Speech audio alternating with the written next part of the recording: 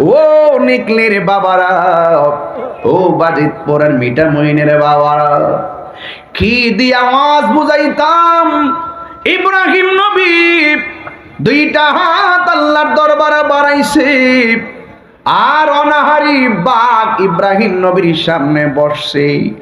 নমরুদ্দা কয়ে, বাঘ তুই তাড়াতাড়ি খা। আর বাঘের সামনের পিছনের দুইটা পা মাটিতে বিছাইয়া সামনের দুইটা পা এমন ভাবে ইব্রাহিম নবীর দিকে করে দিয়েছে। ইব্রাহিম নবী দুইটা হাত আল্লাহর দরবারে বাড়াইছি। ওই নম্বর পৃথিবীর মানুষ,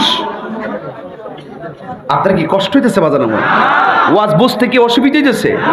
আমি একটা জায়গায় নিয়ে যাবো আপনারে, মারহাবা কোন। ইব্রাহিম নবী